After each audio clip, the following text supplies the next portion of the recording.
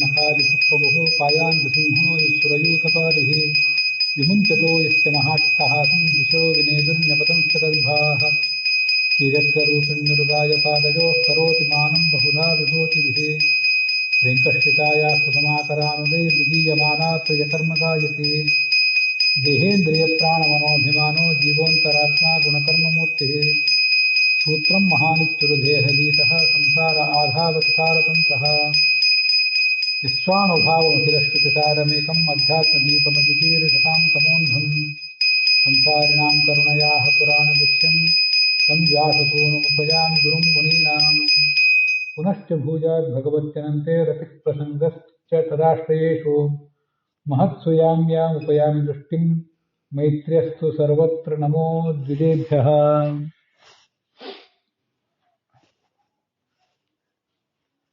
ಶ್ರೀ ಗುರುಭ್ಯೋ ನಮಃ.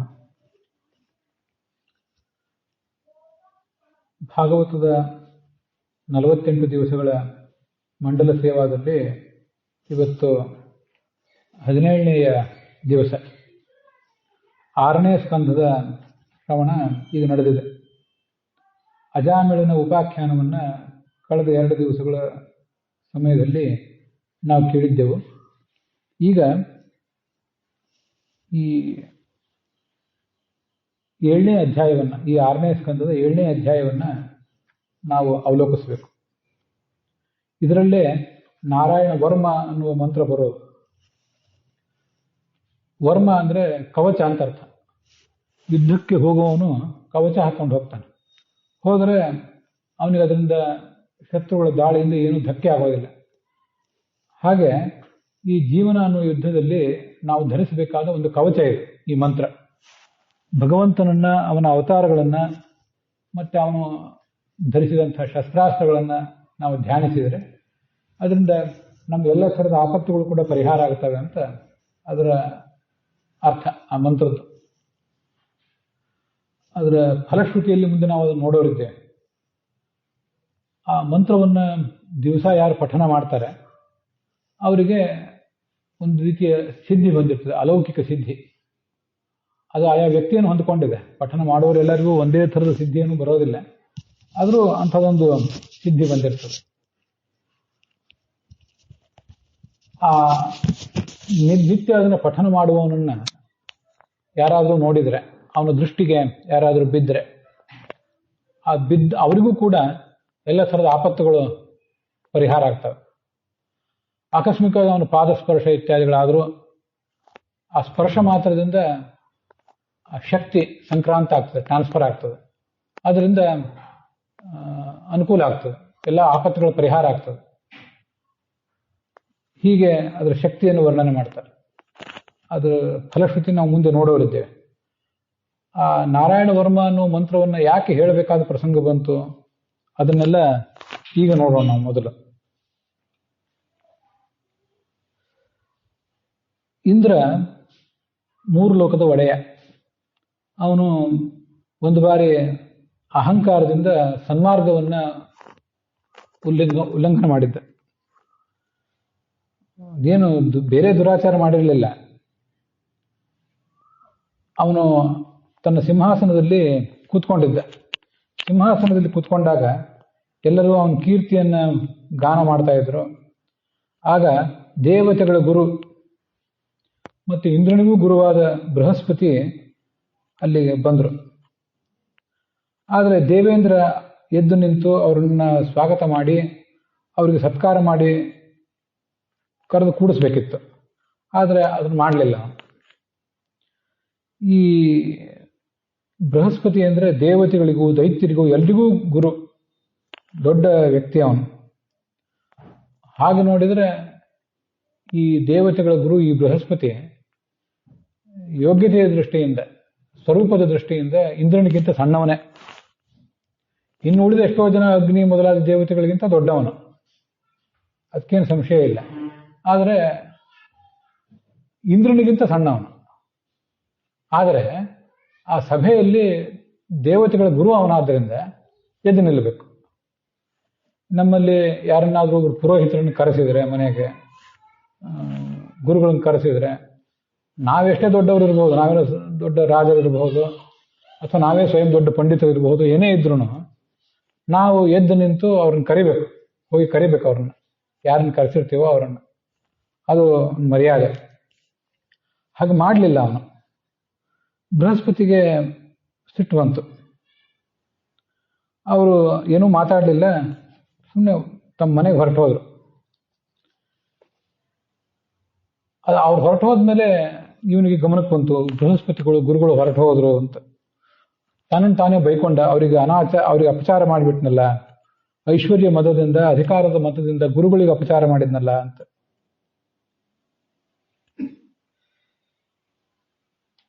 ಈ ಸಾಮ್ರಾಜ್ಯದ ಮತದಿಂದ ನಾನು ದೇವ ಸ್ವಭಾವವನ್ನು ಬಿಟ್ಟು ಅಸುರ ಸ್ವಭಾವಕ್ಕೆ ಬಲಿಯಾದ್ನಲ್ಲ, ಹೀಗಾದ್ರೆ ಏನಾಯ್ತು?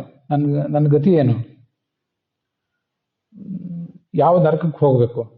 ದೊಡ್ಡವರ ಮಾತನ್ನ, ದೊಡ್ಡವರ ಸ್ಥಾನವನ್ನು ಹೀಗೆ ಕಡೆಗಣಿಸಿದ್ರೆ ನನಗೆ ಎಂಥ ಅನರ್ಥ ಆದೀತು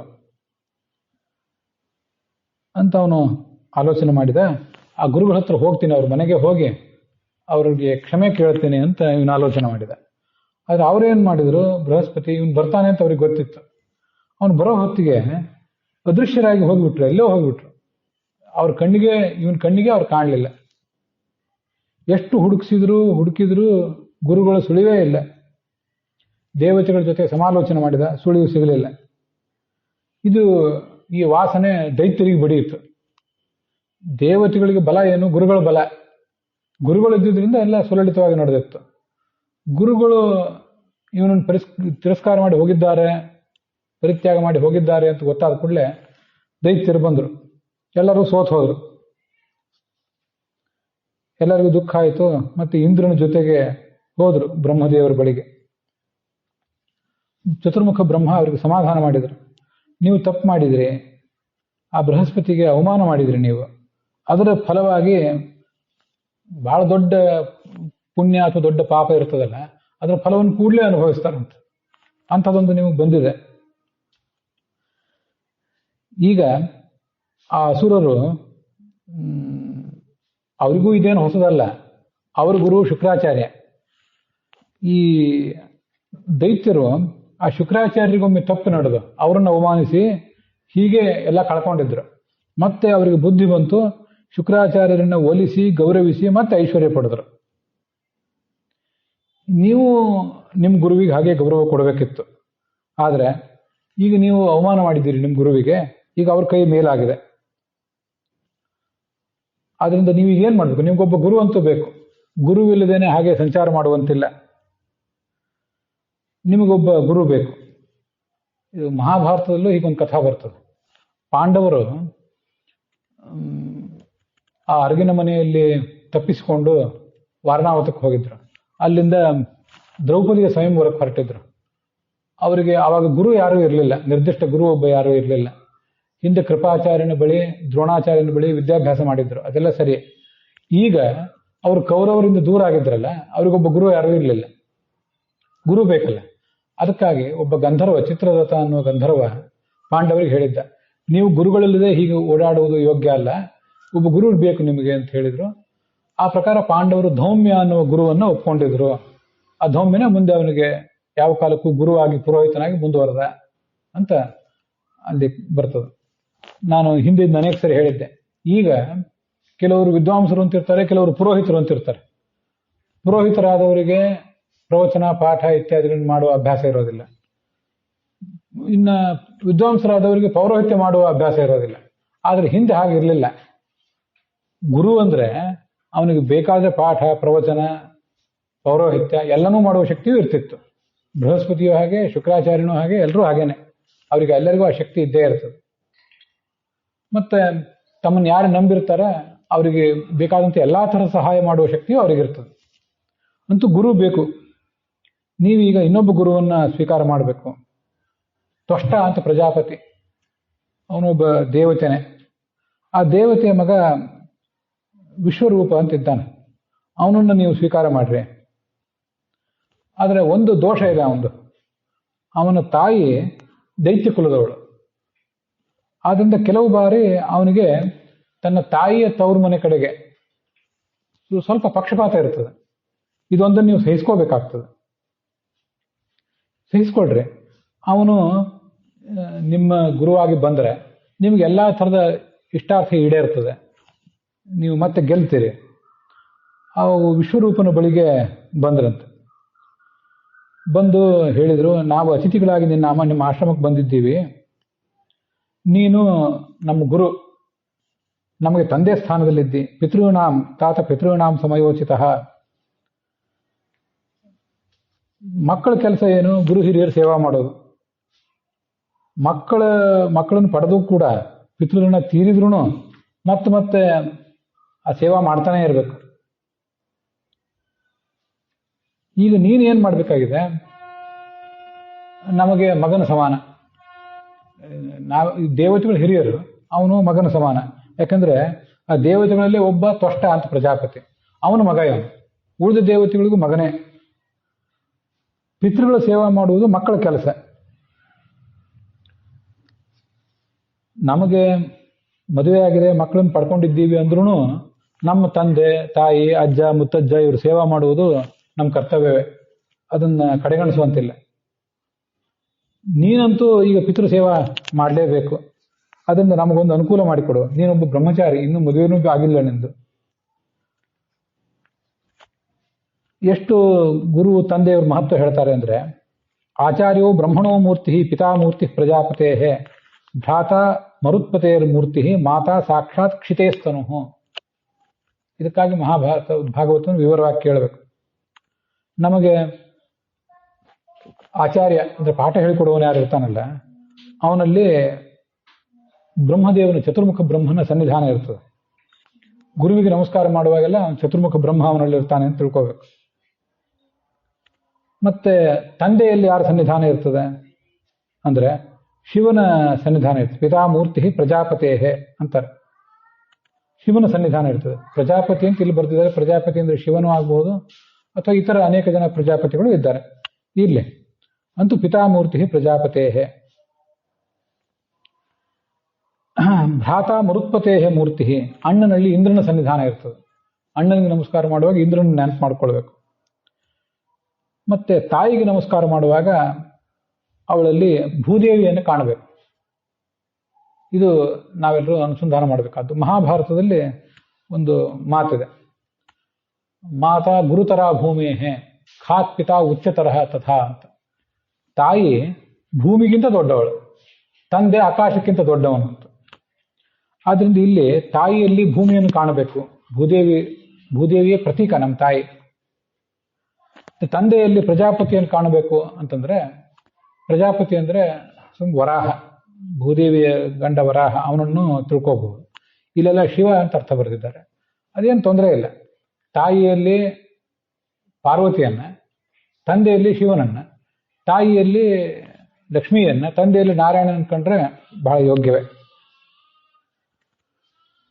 ನಮಗೆ ಸಹೋದರಿ ಇದ್ರೆ ಆ ಸಹೋದರಿಯಲ್ಲಿ ದಯಾ ಅನ್ನುವ ದೇವಿಯನ್ನು ಕಾಣಬೇಕು. ಅಪರಿಚಿತರಾದ ಯಾರೇ ಅತಿಥಿಗಳು ಬಂದ್ರೆ ಅವರಲ್ಲಿ ಯಮ ಇರ್ತಾನೆ ಅಂತ ತಿಳ್ಕೋಬೇಕು. ಧರ್ಮಸ್ಯ ಆತ್ಮ ಅತಿಥಿ ಸ್ವಯಂ ಅಗ್ನೇಹೇ ಅಭ್ಯಾಗತೋ ಮೂರ್ತಿ. ಅತಿಥಿ ಮತ್ತು ಅಭ್ಯಾಗತ ಅಂತ ಎರಡು ಶಬ್ದ ಪ್ರಯೋಗ ಮಾಡ್ತಿರ್ತಾರೆ. ಅದು ನಮಗೆ ಏನಂತ ಗೊತ್ತಿರಬೇಕು. ತಿಥಿ ಅಂದ್ರೆ ನಮ್ಗೆ ಗೊತ್ತು, ದ್ವಿತೀಯ ತೃತೀಯ ಚತುರ್ಥಿ ಇವೆಲ್ಲ ತಿಥಿಗಳು. ಅತಿಥಿ ಅಂದ್ರೆ ಯಾರಿಗೆ ತಿಥಿ ಇಲ್ಲವೋ ಅವನು ಅತಿಥಿ. ನಿಮ್ಗೆ ಹೇಳದೆ ಕೇಳದೆ ನಿಮ್ಮ ಮನೆಗೆ ಬಂದ್ಬಿಡ್ತಾನೆ. ಹಿಂದಿನ ಕಾಲದಲ್ಲಿ ಹಾಗೆ ಬರ್ತಿದ್ರು, ಮತ್ತು ಅದು ಬಂದವ್ರಿಗೆ ಬೇಕಾದ ತಯಾರಿನೂ ಇರ್ತಿತ್ತು. ಆದ್ರಿಂದ ಅತಿಥಿ ಅಂದ್ರೆ ಅವನಲ್ಲಿ ಅಗ್ನಿ ಸನ್ನಿಧಾನ ಇರ್ತದೆ. ಮತ್ತೆ ಅಭ್ಯಾಗತ ಅಂತ ಕೆಲವು ಕಡೆ ಹೇಳ್ತಿರ್ತಾರೆ. ಅಭ್ಯಾಗತರು ಅಂದ್ರೆ ಹೇಳಿ ಬರುವವರು ಅಂತ ಅರ್ಥ. ಅವರಲ್ಲಿ ಪರಮಾತ್ಮನ ಸನ್ನಿಧಾನ ಇರ್ತದೆ. ಹೀಗೆ ಅಪರಿಚಿತನಾದ ಅತಿಥಿಯಲ್ಲಿ ಯಮ ಇರ್ತಾನೆ. ಪರಿಚಿತನಾದ ಒಬ್ಬ ವ್ಯಕ್ತಿ ಏನ್ ಮನೆಗೆ ಬರ್ತಾನಲ್ಲ, ಅವನಲ್ಲಿ ಅಗ್ನಿ ಇರ್ತಾನೆ. ಎಲ್ಲರಲ್ಲಿ ಪರಮಾತ್ಮ ಇರ್ತಾನೆ. ಆದ್ರಿಂದ ನಾವೀಗ ನಿನ್ನ ಪಿತೃಗಳು, ನಮಗೊಂದು ದುಃಖ ಇದೆ, ನಾವು ನಿನ್ನನ್ನ ಗುರು ಆಚಾರ್ಯ ಅಂತ ಸ್ವೀಕಾರ ಮಾಡ್ತೀವಿ, ನೀನು ನಮ್ಮನ್ನ ರಕ್ಷಿಸಬೇಕು. ನಾವು ವಯಸ್ಸಿನಿಂದ ಹಿರಿಯರು, ನೀನು ಕಿರಿಯ. ಆದ್ರೆ ನಿನ್ನನ್ನ ನಮಸ್ಕಾರ ಮಾಡೋದು ತಪ್ಪೇನೂ ಅಲ್ಲ. ಯಾಕೆಂದ್ರೆ ಛಂದೋಭ್ಯೋನ್ಯತ್ರ ನ ಬ್ರಹ್ಮನ್ ವಯೋ ಜ್ಯೇಷ್ಠ್ಯಸ್ಯ ಕಾರಣಂ. ಯಾವತ್ತು ಜ್ಯೇಷ್ಠ ಅಂತ ಯಾರನ್ನು ಪರಿಗಣನೆ ಮಾಡಬೇಕು? ಬಂಧು ಬಾಂಧವರಿದ್ರೆ ಅವರಲ್ಲಿ ಜ್ಯೇಷ್ಠತೆ, ವಯಸ್ಸಿನ ಜ್ಯೇಷ್ಠತೆ.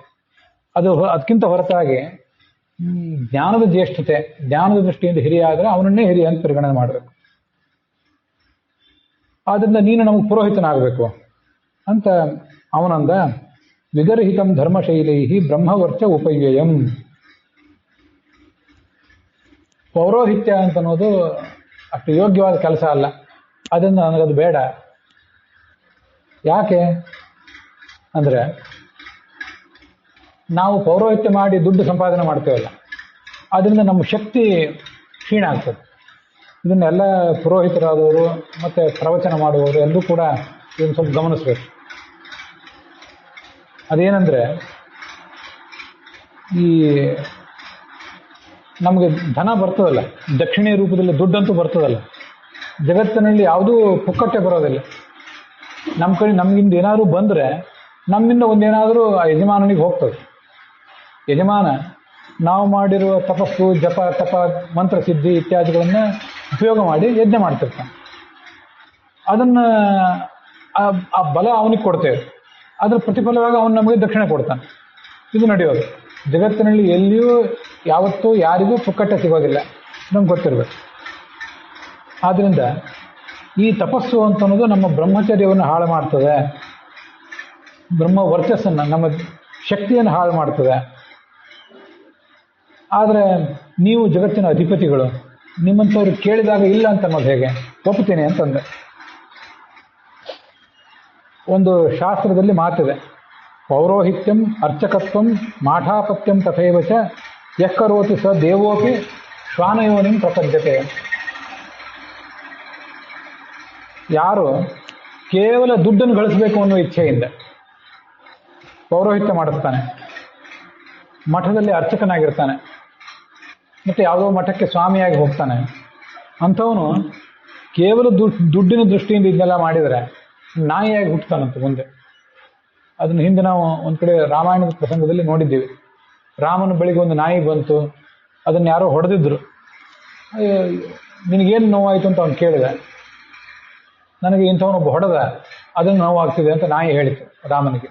ಹಾಗಾದರೆ ಹೊಡೆದವನಿಗೆ ಏನು ಶಿಕ್ಷೆ ಕೊಡಬೇಕು ಅಂತ ರಾಮ ಕೇಳಿದ್ದಕ್ಕೆ ಅವನನ್ನು ಒಂದು ಮಠದ ಅಧಿಪತಿಯನ್ನಾಗಿ ಮಾಡು ಅಂತ ಹೇಳ್ತದೆ. ಮಠದ ಅಧಿಪತಿಯನ್ನಾಗಿ ಮಾಡಿದರೆ ಅವನಿಗೆ ದೊಡ್ಡ ಸ್ಥಾನ ಕೊಟ್ಟಂತಾಯ್ತಲ್ಲ, ಅವನಿಗೇನು ಶಿಕ್ಷೆ ಕೊಟ್ಟಂತಾಯ್ತು ಅಂತ ಪ್ರಶ್ನೆ ಬಂದರೆ ಅದಕ್ಕೆ ಹೇಳ್ತಾರೆ, ಮಠದ ಅಧಿಪತಿಯಾಗಿ ಅಲ್ಲಿ ಸರಿಯಾಗಿ ವರ್ತನೆ ಮಾಡಲಿಕ್ಕಾಗದೆ, ಸರಿಯಾಗಿ ತನ್ನ ಜವಾಬ್ದಾರಿಯನ್ನು ಅನುಭವಿಸ್ಲಿಕ್ಕಾಗದೆ ಅವನು ಪತಿತನಾಗ್ತಾನೆ. ಅದರಿಂದ ಶಿಕ್ಷೆ ತಾನಾಗೆ ಸಿಗ್ತದೆ, ಶಿಕ್ಷೆ ಕೊಡಬೇಕಾಗಿಲ್ಲ ಬೇರೆ ಅಂತ ಹೇಳ್ತಾರೆ. ಹೀಗೆ ಮಠದ ಸ್ವಾಮಿ, ಮುಖ್ಯಸ್ಥ, ದೇವಾಲಯದ ಅರ್ಚಕ, ಪುರೋಹಿತ, ಇವರಿಗೆಲ್ಲ ಬಹಳ ಒಂದು ಎಚ್ಚರಿಕೆ ಕೊಟ್ಟಿದ್ದಾರೆ. ಇದು ಮುಂದೆ 11ನೇ ಸ್ಕಂದದಲ್ಲಿ ಒಂದು ಕಡೆ ಬರೋದಿದೆ. ಇದು ಬ್ರಹ್ಮತೇಜ, ನಮ್ಗೇನು ಶಕ್ತಿ ಇರ್ತದಲ್ಲ ಅದು ಕ್ಷೀಣ ಆಗಿ ಹೋಗ್ತದಂತೆ. ಬರೀ ಪೌರೋಹಿತ್ಯದಿಂದ ಮಾತ್ರ ಅಲ್ಲ, ಪಾಠ ಪ್ರವಚನ ಮಾಡಿದ್ರಿಂದ ಏನು ಸಂಭಾವನೆ ಇನ್ನೊಬ್ಬರ ಕಡೆಯಿಂದ ತಗೋತೇವಲ್ಲ, ಅಲ್ಲಿಂದಲೂ ಕೂಡ ನಮ್ಮ ತಪಸ್ಸು ಕ್ಷೀಣ ಆಗ್ತದೆ ಅಂತ ಹೇಳ್ತಾರೆ. ಅದಕ್ಕಾಗಿ ಬಹಳ ಉಚ್ಚ ತರಗತಿಯ ಆದರ್ಶ ಇರುವಂತಹ ಬ್ರಾಹ್ಮಣ ದಕ್ಷಿಣೆಯನ್ನು ತಗೊಳ್ಳಿಕ್ಕೆ ಹಿಂಜರಿತಾನೆ. ಅವನು ತಗೊಂಡ್ರೆ ತಪ್ಪಿಲ್ಲ, ಹೌದು, ಆದ್ರೆ ತಗೊಳ್ಳಿಕ್ಕೆ ಹಿಂಜರಿತಾನೆ. ಅವನು ಹೇಗೆ ಬದುಕಬೇಕು ಅಂದ್ರೆ ಶಿಲೋಂಚ ವೃತ್ತಿಯಿಂದ ಬದುಕಬೇಕು ಅಂತ ಮುಂದೆ ಬರೋದು. ಕೃಷಿ ನಡೀತದಲ್ಲ, ಜಮೀನುಗಳಿಗೆ ಹೋಗ್ಬೇಕು. ಕೃಷಿಕರೆಲ್ಲ ತಮ್ಮ ಕಾಳೆಲ್ಲ ಸುಗ್ಗಿ ಆದ್ಮೇಲೆ ಬಳ್ಕೊಂಡು ಹೋಗಿರ್ತಾರಲ್ಲ, ಅಲ್ಲೇನು ಉಳಿದಿರ್ತದಲ್ಲ ಕಾಳು, ಅವ್ರನ್ನ ಸಾಕು ಅಂತ ಎಲ್ಲ ಬಳ್ಕೊಂಡು ಚೀಲಕ್ಕೆಲ್ಲ ಹೊಲಿದು ಅದನ್ನು ತಮ್ಮ ಮನೆಗೆ ತೊಗೊಂಡು ಹೋಗಿರ್ತಾರಲ್ಲ, ಅಲ್ಲಿ ಕಾಳು ಬಿದ್ದಿರ್ತಲ್ಲ, ಅದನ್ನು ತಂದು ಬದುಕಬೇಕು. ಇನ್ನೊಬ್ಬರನ್ನ ಅವಲಂಬಿಸಿ ಬದುಕುವುದು ಯೋಗ್ಯ ಅಲ್ಲ ಅಂತ ಹೇಳ್ತಾರೆ. ಅಂತೂ ಪೌರೋಹಿತ್ಯ ಮಾಡಿಸಿ ದುಡ್ಡು ಗಳಿಸುವುದು, ಪಾಠ ಪ್ರವಚನ ಮಾಡಿ ದುಡ್ಡು ಗಳಿಸುವುದು ಏನಿದೆ, ದುಡ್ಡು ಬರ್ತದೆ ಕೈಗೆ, ಆದರೆ ನಮ್ಮ ಶಕ್ತಿ ಸೋರಿ ಹೋಗ್ತದೆ. ಆದ್ದರಿಂದ ಅದ್ರ ಬಗ್ಗೆ ಎಚ್ಚರಿಕೆಯಿಂದಿರಬೇಕು ಅಂತ ಮುಂದೆ 7ನೇ ಸ್ಕಂದ 11ನೇ ಸ್ಕಂದದಲ್ಲೆಲ್ಲ ಬರ್ತದೆ. ಅಂತೂ ಅಕಿಂಚನಾನಾಂ, ಇಲ್ಲಿ ಬಂದಿದೆ ಅದೇ ಮಾತು, ಅಕಿಂಚನಾನಾಂ ಹಿ ಧನಂ ಶಿಲೋಂಚನಂ. ಇನ್ನೊಬ್ಬರನ್ನು ಬೇಡಿ ಪೌರೋಹಿತ್ಯ ಮಾಡಿಸಿ ಅವ್ರ ಕಡೆ ದಕ್ಷಿಣೆ ತಗೊಳ್ಳೋದ್ರಲ್ಲಿ ಏನು ಮಹತ್ವ ಇದೆ? ಯೋಗ್ಯ ಅಲ್ಲ. ಶಿಲೋಂಚ ವೃತ್ತಿಯನ್ನು ಬದುಕುವುದೇ ಯೋಗ್ಯ.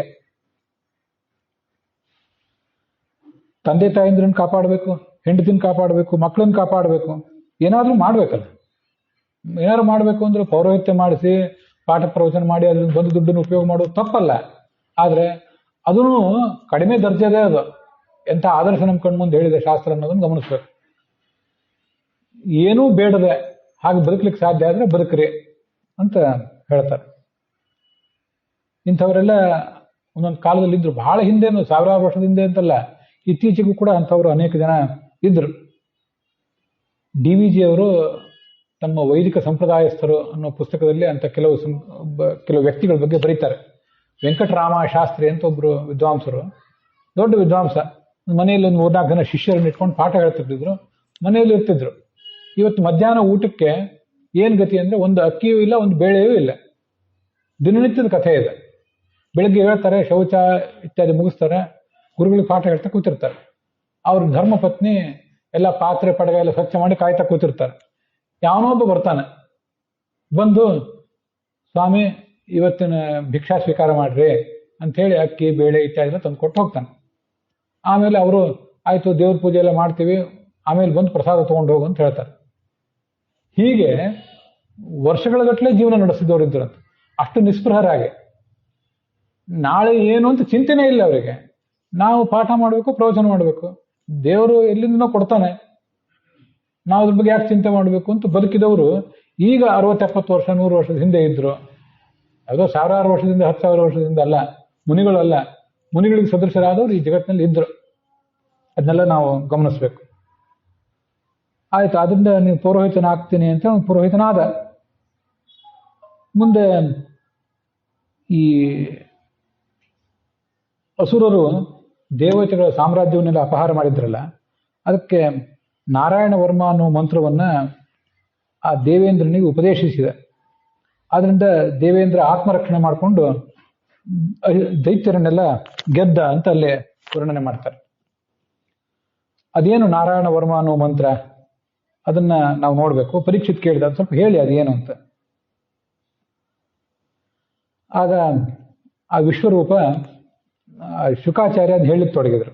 ವಿಶ್ವರೂಪ ಹೇಳಿದ್ದು ದೇವೇಂದ್ರನಿಗೆ, ಅದನ್ನು ಶುಕಾಚಾರ್ಯ ಪರೀಕ್ಷಿತನಿಗೆ ಹೇಳಿದರು. ಸಾಂಕ್ರಾಮಿಕ ರೋಗಗಳು, ಪಿಡುಗು, ಮತ್ತೆ ಬರಗಾಲ, ಅತಿವೃಷ್ಟಿ, ಏನೋ ಆಪತ್ತಿರಬಹುದು. ಅದರಿಂದ ಎಲ್ಲದರಲ್ಲೂ ನಾರಾಯಣ ವರ್ಮ ಮಂತ್ರದಿಂದ ಅದಕ್ಕೆ ಒಂದು ಪರಿಹಾರ ಇದೆ. ಸರ್ವಥರದ ಪರಿಹಾರವೂ ಕೂಡ ಇದೆ.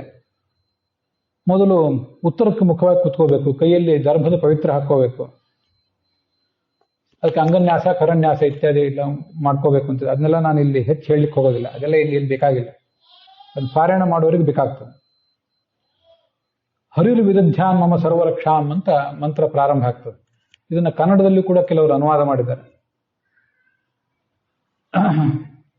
ಇವತ್ತು ಒಂದು ಶ್ಲೋಕ ಹೇಳಿದೆ ಮಂಗಲಾಚರಣದಲ್ಲಿ ಆರಂಭದಲ್ಲಿ, ಅದು ಇದೇ ಮಂತ್ರದಲ್ಲೇ, ಈ ನಾರಾಯಣ ವರ್ಮ ಸ್ತೋತ್ರದಲ್ಲೇ ಬರುವಂತಹ ನರಸಿಂಹನ ಸ್ತೋತ್ರ. ಅದನ್ನು ಈಗ ಮುಂದೆ ಹೇಳುವನಿದ್ದೇನೆ. ಹರಿರು ವಿದಧ್ಯಾನ್ ಮಮ ಸರ್ವರಕ್ಷಾಂ ನ್ಯಸ್ತಾಗ್ರಿ ಪದ್ಮ ಪತಗೇಂದ್ರ ಪೃಷ್ಠೆ ದರಾರಿ ಚರ್ಮಾಸಿ ಗದೇಶು ಚಾಪ ಪಾಶಾನ್ ದಧಾನೋಷ್ಟ ಗುಣೋಷ್ಟ ಬಾಹು. ಗರುಡನ ಬೆನ್ನ ಮೇಲೆ ಕೂತು 8 ಕೈಗಳಲ್ಲಿ ಶಂಖ, ಚಕ್ರ, ಖಡ್ಗ, ಗುರಾಣಿ, ಗದೆ, ಬಾಣ, ಧನಸ್ಸು, ಪಾಶ ಇದೆಲ್ಲವನ್ನು ಧಾರಣೆ ಮಾಡಿರ್ತಾನೆ. 8 ಆಯುಧಗಳನ್ನು ಧರಿಸಿರುವಂತಹ ಆ ಭಗವಂತ ನನಗೆ ಎಲ್ಲ ರೀತಿಯಿಂದ ರಕ್ಷಣೆ ಕೊಡಲಿ ಅಂತ ಮಂತ್ರ ಪ್ರಾರಂಭ ಆಗ್ತದೆ. ಮುಂದೆ ನಾನು ಪ್ರತಿಯೊಂದು ಶ್ಲೋಕವನ್ನೇನು ಓದೋದಿಲ್ಲ, ಆದರೆ ಪ್ರತಿಯೊಂದು ಶ್ಲೋಕದ ಭಾವಾರ್ಥ ಹೇಳ್ತೇನೆ. ಆದ್ದರಿಂದ ನಿಮಗೆ ಸಕುಟುಂಬರಾಗಿ ನಿಮಗೆ ಬಂದಿರುವಂತಹ ಎಲ್ಲ ಥರದ ಆಪತ್ತುಗಳು, ಆತಂಕಗಳು, ಭಯಗಳು ಅವು ಪರಿಹಾರ ಆಗಲಿ.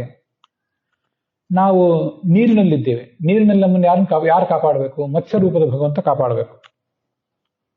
ನೀರಿನಲ್ಲಿದ್ದಾಗ ಅನೇಕ ಜಲಜಂತುಗಳು, ವರುಣ ದೇವ ಅಲ್ಲಿರ್ತಾನೆ, ಅವನಿಂದ ನಮ್ಮನ್ನು ಕಾಪಾಡಬೇಕಾದವನು ಮತ್ಸ್ಯನೇ. ನೆಲದಲ್ಲಿ ನಾವು ಓಡಾಡೋದು, ಇಲ್ಲ ನಮ್ಮನ್ನು ಯಾರು ಕಾಪಾಡಬೇಕು? ವಾಮನ ಕಾಪಾಡಬೇಕು. ನೆಲವನ್ನ, ಭೂಮಿಯನ್ನ ತನ್ನ ಪಾದದಿಂದ ಅಳೆದವನೇ ವಾಮನ, ಅವನು ಕಾಪಾಡಬೇಕು. ಅವನ ಕಥೆ ಮುಂದೆ ನೋಡೋರಿದ್ದೇವೆ. ಆಕಾಶದಲ್ಲಿ ವಿಮಾನದಲ್ಲಿ ಸಂಚಾರ ಮಾಡ್ಲಿಕ್ಕೆ ಹೊರಟು, ಅಲ್ಲಿ ಯಾರು ಕಾಪಾಡಬೇಕು ಅಂದ್ರೆ ಇದೇ ವಾಮನನೇ ತ್ರಿವಿಕ್ರಮನಾದ್ನಲ್ಲ. ಆಮೇಲೆ ಮೊದಲನೇ ಹೆಜ್ಜೆಯಿಂದ ಭೂಮಿಯನ್ನು ಆಳ್ದ, 2ನೇ ಹೆಜ್ಜೆಯಿಂದ ಆಕಾಶವನ್ನು ಆಳ್ದಲ್ಲ, ಆ ತ್ರಿವಿಕ್ರಮ ನಮ್ಮನ್ನು ಕಾಪಾಡಲಿ.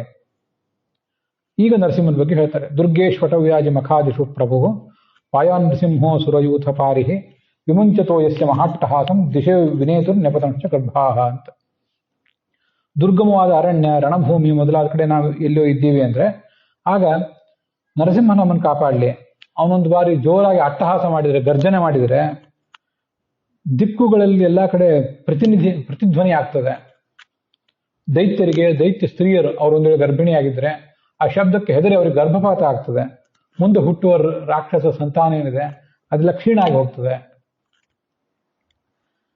ಮುಂದೆ ವರಾಹ ನಾವು ಪ್ರಯಾಣದಲ್ಲಿದ್ದಾಗ ನಮ್ಮನ್ನು ಕಾಪಾಡಲಿ. ನೆನಪಿರ್ಬೇಕು ಇವೆಲ್ಲ. ನಮಗೆಲ್ಲವೂ ಶ್ಲೋಕ ನೆನಪಿರ್ಬೇಕಾಗಿಲ್ಲ. ಪ್ರಯಾಣ ಮಾಡುವಾಗ ವರಾಹ ರೂಪದ ಭಗವಂತ ನಮ್ಮನ್ನು ಕಾಪಾಡಲಿ. ಪರ್ವತ ಶಿಖರದಲ್ಲಿದ್ದಾಗ ನಮ್ಮನ್ನು ಪರಶುರಾಮ ಕಾಪಾಡಲಿ. ಯಾಕೆ ಅಲ್ಲಿ ಪರ್ವತ ಶಿಖರದ ಬಗ್ಗೆ ಹೇಳ್ತಾರೆ ಅಂದ್ರೆ, ಇಲ್ಲಿ ಗೋವಾದ ಹತ್ರ ಮಹೇಂದ್ರ ಪರ್ವತ ಅಂತಿದೆ, ಅಲ್ಲಿ ಆ ಪರಶುರಾಮ ಇದ್ದ, ಅವನನ್ನು ಕೃಷ್ಣ ಬಲರಾಮರು ನೋಡಿದ್ರು ಅಂತ ಭಾಗವತದಲ್ಲಿ ಮುಂದೆ 10ನೇ ಸ್ಕಂದದಲ್ಲಿ ಬರೋದಿದೆ. ಆದ್ರಿಂದ ಪರ್ವತ ಶಿಖರಗಳಲ್ಲಿ ಪರಶುರಾಮ ನಮ್ಮನ್ನು ಕಾಪಾಡಲಿ. ಇನ್ನ ಪ್ರಯಾಣ ಅಂದ್ರೆ ಸುಮ್ಮನೆ ಇಲ್ಲೆಲ್ಲೋ ಪ್ರಯಾಣ. ಪ್ರವಾಸ ಅಂದ್ರೆ ಯಾವುದೋ ಊರಿಗೆ ಹೊರಟ್ವಿ, ಅಲ್ಲಿ ರಾಮ ಲಕ್ಷ್ಮಣರಿದ್ರು ನಮ್ಮನ್ನು ಕಾಪಾಡಲಿ ಅಂತ ಹೇಳ್ತಾರೆ. ಒಂದು ಶ್ಲೋಕ ಹೇಳುವುದನ್ನೇ ಯಾವಾಗ ರೂಢಿ ಮಾಡ್ಕೊಳ್ರಿ. ಇಲ್ಲಿ ಬಂದಿಲ್ಲ. ಅಗ್ರತೋ ನರಸಿಂಹಶ್ಚ ಪೃಷ್ಠತೋ ಗೋಪಿನಂದನ ಪಾರ್ಶ್ವಯೋ ಸಶರೋ ಸ್ಯಾತಾಂ ಭ್ರಾತರೋ ರಾಮಲಕ್ಷ್ಮಣವು ಅಂತ. ಮುಂದೆ ನರಸಿಂಹ, ಹಿಂದೆ ಕೃಷ್ಣ, ಆ ಕಡೆ ಈ ಕಡೆ ಕೈಯಲ್ಲಿ ಬಿಲ್ಲು ಬಾಣ ಹಿಡಿದಿರುವ ರಾಮ ಲಕ್ಷ್ಮಣರು ನಾನು ಕಾಪಾಡಲಿ ಅಂತ ಒಂದು ಶ್ಲೋಕ ಆಯ್ತು. ನನಗೆ ನನ್ನ ಕೈಯಿಂದ ಏನೋ ತಪ್ಪುಗಳಾಗಬಹುದು, ನೈತಿಕ ಅಪರಾಧಗಳು, ಕಾನೂನಿನ ಅಪರಾಧಗಳು ಏನೋ ಆಗ್ಬಹುದು, ಪ್ರಮಾದ ಆಗ್ಬಹುದು. ನಾರಾಯಣ ನನ್ನನ್ನು ಕಾಪಾಡಲಿ. ನಾರಾಯಣ, ನರ ಅಂತ ಇಬ್ರು ಹಿಂದೆ ಅವ್ರ ಬಗ್ಗೆ ಬಂದಿದೆ. ನಾರಾಯಣ ಇಲ್ಲಿ ನಾರಾಯಣ ಅಂದ್ರೆ ಮೂಲ ರೂಪದಲ್ಲಿರುವ ನಾರಾಯಣ ಅಲ್ಲ, ಅವತಾರನಾದ ನಾರಾಯಣ.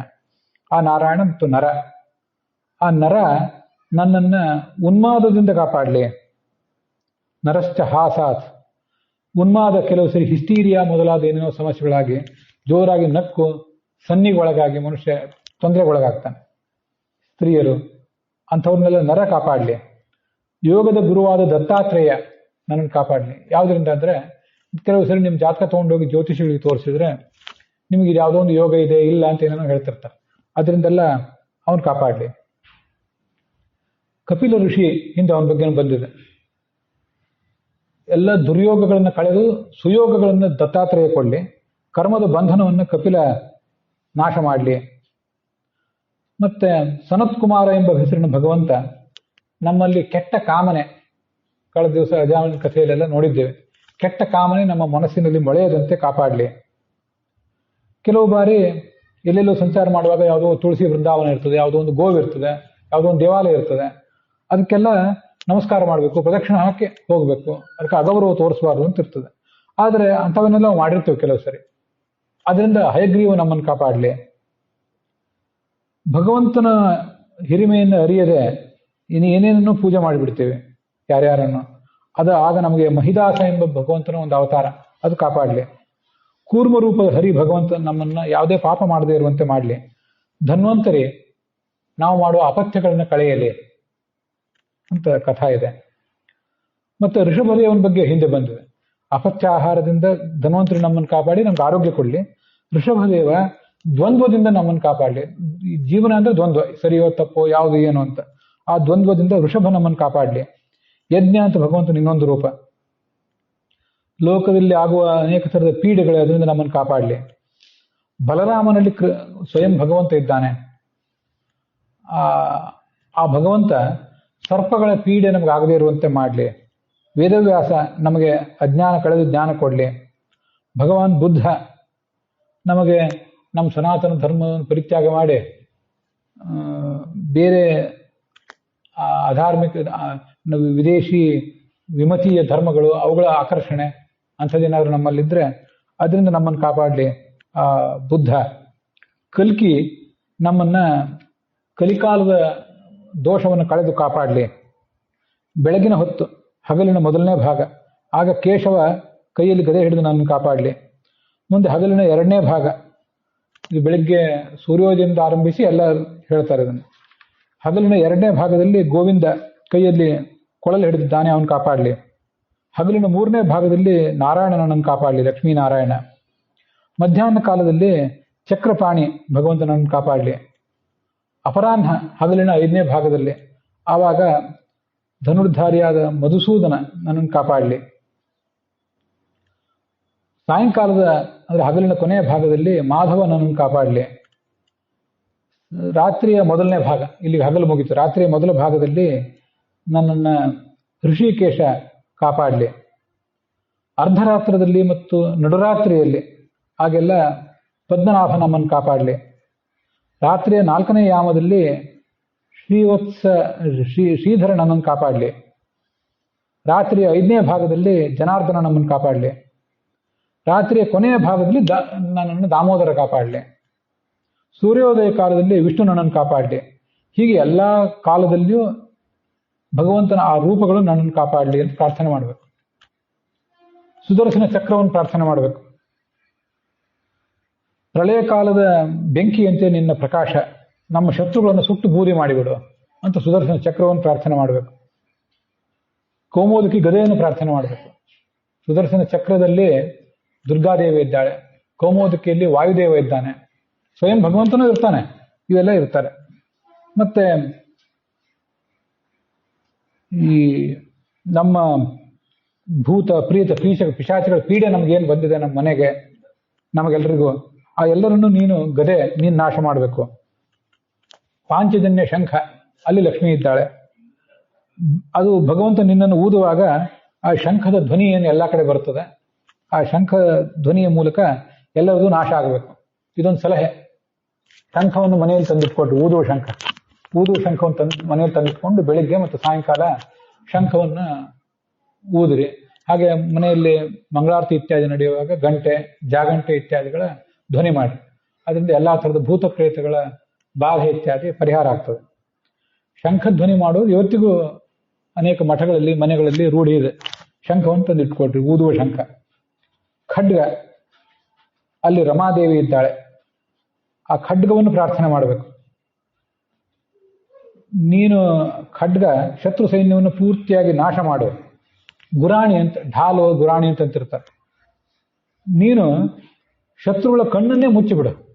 ಆ ಶತ್ರುಗಳು ನಮ್ಮ ಕಡೆ ಕಣ್ಣು, ತಮ್ಮ ಕೆಟ್ಟ ಕಣ್ಣು ಬೀರಿ ನಮ್ಮ ಹಾನಿ ಮಾಡ್ಲಿಕ್ಕೆ ಪ್ರಯತ್ನ ಪಡ್ತಿದ್ದಾರಲ್ಲ, ಶತ್ರುಗಳು ನಮ್ಮ ಈ ಮಂತ್ರದ ಉಚ್ಚಾರದಿಂದ ನಾವು ಗಳಿಸಿರುವ ಶಕ್ತಿಯಿಂದ ನಮ್ಮ ಕಡೆ ನೋಡ್ಲಿಕ್ಕೆ ಆಗದೆ ಇರುವಂತೆ ಅವ್ರ ದೃಷ್ಟಿನೇ ಕಳ್ಕೊಂಡು ದೂರ ಓಡಿ ಹೋಗಲಿ ಶತ್ರುಗಳು. ಗ್ರಹ, ಉತ್ಪಾತ, ಸರ್ಪ, ಕೋರೆದಾಡಿಯ ಮೃಗಗಳು, ಏನೇ ಪ್ರಾಣಿಗಳು, ಇವೆಲ್ಲ ನಮಗೆ ಅಪಾಯ ಬಂದಿದೆಯಲ್ಲ, ಅವೆಲ್ಲ ಭಗವಂತನ ನಾಮ ಆಯುಧ ಸಂಕೀರ್ತನ ಮಾಡಿದರೆ ನಾಶ ಆಗ್ತವೆ. ಅಂತೂ ನಮಗೆ ಕೇಡು ಬಗೆಯವರು ಯಾರ್ಯಾರು ಇದ್ದಾರಲ್ಲ ಸುತ್ತಮುತ್ತಲು ಎಲ್ಲರೂ, ಅವರೆಲ್ಲರೂ ನಷ್ಟರಾಗಿ ಹೋಗಲಿ. ಗರುಡ ಭಗವಂತ, ಅವನು ವೇದದ ಅಭಿಮಾನಿ, ಅವನು ನಮ್ಮನ್ನು ಕಾಪಾಡಲಿ. ವಿಶ್ವಕ್ಸೇನ ಅಂತ ಒಬ್ಬ ಇದ್ದಾನೆ, ಭಗವಂತನ ಅನುಚರ. ಅವನು ನಾವು ನೈವೇದ್ಯ ಮಾಡ್ತೀವಲ್ಲ ಭಗವಂತನಿಗೆ, ಆ ನೈವೇದ್ಯವನ್ನು ಎಲ್ಲ ದೇವತೆಗಳಿಗೆ ಒಯ್ದು ಕೊಡುವವನು ವಿಶ್ವಕ್ಸೇನ. ಆಮೇಲೆ ನೀವು ಮಠದಲ್ಲಿ ಎಲ್ಲಾದರೂ ನೋಡಿರ್ತೀರಿ, ನೈವೇದ್ಯ ನಡೆಯುವಾಗ ಈ ಕಡೆ ದೊಡ್ಡ ದೊಡ್ಡ ಮಠಗಳಲ್ಲಿ ಮನೆಗಳಲ್ಲೂ ಅದು ಆಚರಣೆ ಇಲ್ಲ, ತಂದ್ರೆ ಒಳ್ಳೇದು. ಈ ಕಡೆ ಸ್ವಾಮಿಗಳು ಪೂಜಾ ಮಾಡ್ತಿದ್ರೆ ಸ್ವಾಮಿಗಳು ಅವರಿಬ್ಬರು ಸಹಾಯಕರು ಇರ್ತಾರೆ, ಆ ಕಡೆ ಜನಸಮೂಹ ಕೂತಿರ್ತದೆ. ಅದ್ರ ನಡುವೆ ಒಂದು ದೊಡ್ಡ ಬಟ್ಟೆ, ಒಂದು 8-10 ಅಡಿ ಬಟ್ಟೆ ಒಂದು ಅಡ್ಡ ಹಿಡಿತಾರೆ. ಆ ನೈವೇದ್ಯ ಎಲ್ಲ ಮಾಡುವಾಗ ಆ ಇಬ್ಬರು ಅನುಚರರು, ಸ್ವಾಮಿಗಳ ಅನುಚರರು ಕೂಡ ಕಣ್ಮುಚ್ಚಿ ಕೂತು ಬಿಡ್ತಾರೆ. ಸ್ವಾಮಿಗಳು ಕೂಡ ತಲೆ ಮೇಲೆ ಒಂದು ಬಟ್ಟೆ ಹಾಕೊಂಡು ನೈವೇದ್ಯದ ಮಂತ್ರ ಎಲ್ಲ ಹೇಳಿ ಸುಮ್ಮನೆ ಆಗ್ತಾರೆ. ಭಗವಂತ ನಿವೇದನೆ ನಾವೇ ಯಾರ್ದಾರು ಊಟ ಮಾಡುವಾಗ ಕಣ್ ಬೀಳಬಾರ್ದು ಅಂತಂತಿರ್ತಾರಲ್ಲ, ಆ ಥರ ಇದೆ. ಭಗವಂತನಿಗೆ ನಮ್ಮ ಕಣ್ ಬಿದ್ರೆ ಏನು ಆಗೋದಿಲ್ಲ, ಅದು ವಿಷಯ ಬೇರೆ. ಅದೊಂದು ಶಿಷ್ಟಾಚಾರ, ಅದೊಂದು ಆ ಪರದೆ ಏನಿರ್ತದಲ್ಲ, ಪರದೆಯ ದೇವತೆ ವಿಶ್ವಕ್ಸೇನ.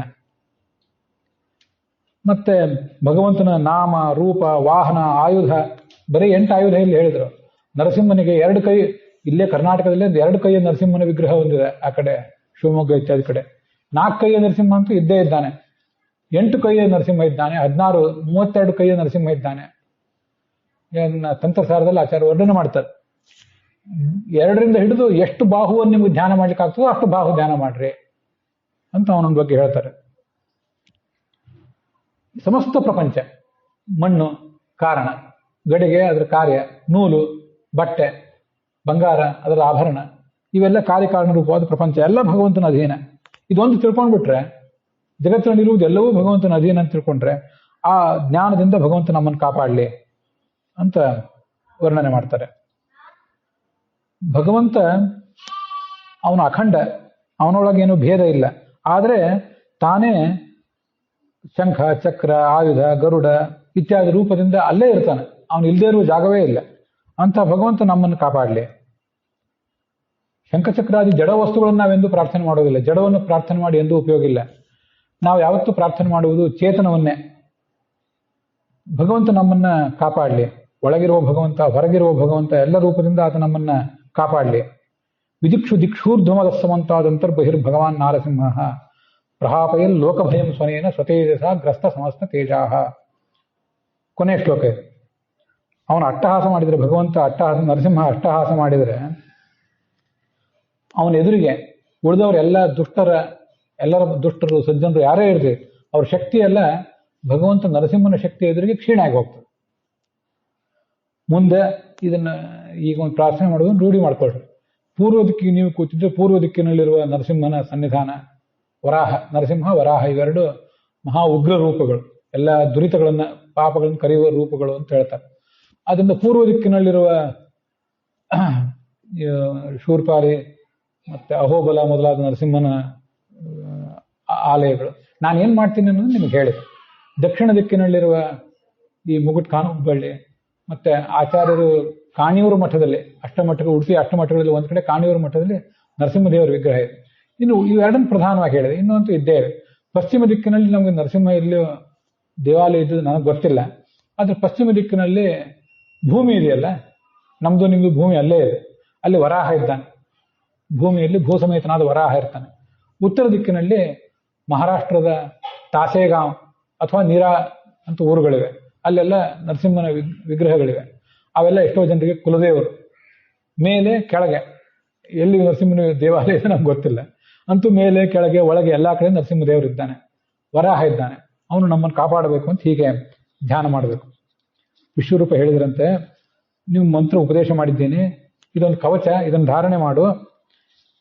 ಇದನ್ನ ಸಿದ್ಧ ಮಾಡ್ಕೊಂಡ್ರೆ, ನಿತ್ಯ ಇದನ್ನು ಪಾರಾಯಣ ಮಾಡಿ, ತನ್ಮಯನಾಗಿ ಪಾರಾಯಣ ಮಾಡಿ ಸಿದ್ಧ ಮಾಡಿದ್ರೆ, ಯಾರನ್ನಾದ್ರೂ ಅಂಥ ಕಣ್ಣಿಂದ ನೋಡಿದ್ರೆ, ಕಣ್ಣಿಗೆ ಬಿದ್ದರೆ ಸಾಕು, ಆಕಸ್ಮಿಕ ಇವನ ಪಾದಕ್ಕೆ ಅವ್ರು ನಮಸ್ಕಾರ ಮಾಡ್ತಾರೆ.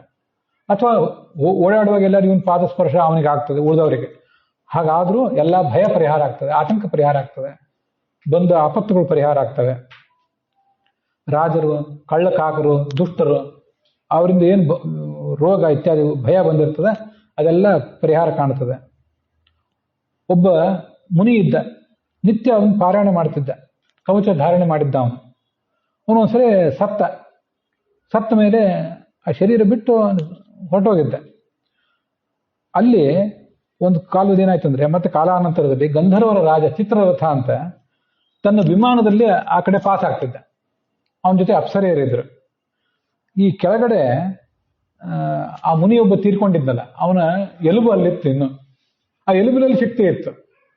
ಭಾಗವತದ ಶಕ್ತಿ ಯಾದವಾರರಲ್ಲಿ ಇತ್ತು, ವ್ಯಾಖ್ಯಾನ ಮಾಡಿದವರಲ್ಲಿ ಅಂತ ಹೇಳ್ತಾರಲ್ಲ, ಹಾಗೆ ಇವನು ಎಲುಬಿನಲ್ಲಿ ಆ ನಾರಾಯಣ ಮಂತ್ರ ಶಕ್ತಿ ಇತ್ತು. ಇನ್ ದಾಟಿದ ಕೂಡಲೇ ವಿಮಾನದಿಂದ ಇವನು ಕೆಳಗೆ ಬಿದ್ದಂತೆ. ಆ ಎಲ್ಲ ಸ್ತ್ರೀಯರು, ಅವನ ಜೊತೆ ಇದ್ದ ಸ್ತ್ರೀಯರು, ಅವ್ರ ವೈಭವ, ಅವರೆಲ್ಲರ ಜೊತೆಗೆ ಇವನು ತಲೆ ಕೆಳಗಾಗಿ ಬಿದ್ದ.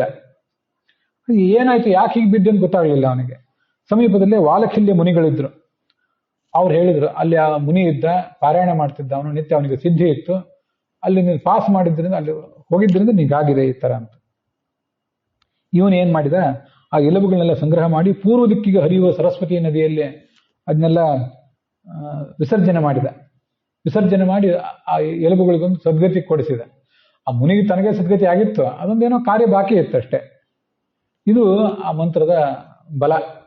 ಇದನ್ಯಾರು ಉಪದೇಶ ಪಡ್ಕೋತಾನೆ, ಇದನ್ನ ಶ್ರವಣ ಮಾಡಬೇಕು, ಅರ್ಥ ಸಮೇತ ಶ್ರವಣ ಮಾಡಬೇಕು.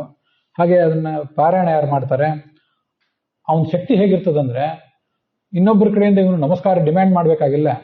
ಅವನ ಶಕ್ತಿಗೆ ಜಗತ್ತೇ ಅವನ ಕಾಲಿಗೆ ಬಿದ್ದು ಅವನಿಗೆ ನಮಸ್ಕಾರ ಮಾಡ್ತದೆ. ಅದವನ ಶಕ್ತಿ, ಅಂಥ ಶಕ್ತಿ ಬರ್ತದೆ ಅವನಿಗೆ. ಮತ್ತೆ ಎಲ್ಲಾ ಭಯದಿಂದಲೂ ಕೂಡ ಆತ ಮುಕ್ತನಾಗ್ತಾನೆ. ಈ ಮಂತ್ರವನ್ನು ಪಡ್ಕೊಂಡು ಇಂದ್ರ ರಾಕ್ಷಸರನ್ನೆಲ್ಲ ಸೋಲಿಸಿ ತನ್ನ ಸಾಮ್ರಾಜ್ಯವನ್ನು ಪಡ್ಕೊಂಡ ಅಂತ. ಅಲ್ಲಿಗೆ ಈ 8ನೇ ಅಧ್ಯಾಯ ಭಾಗವತದ ಸಮಾಪ್ತವಾಗಿದೆ. ಇಲ್ಲಿಗೆ ಭಾಗವತದ ಈ ಶ್ರವಣನು ಕೂಡ ಸಮಾಪ್ತ ಆಗಿದೆ. ನಾಳೆ ದಿವಸ ಇದರ ಮುಂದಿನ ಭಾಗವನ್ನ ನಾವು ನೋಡೋಣ.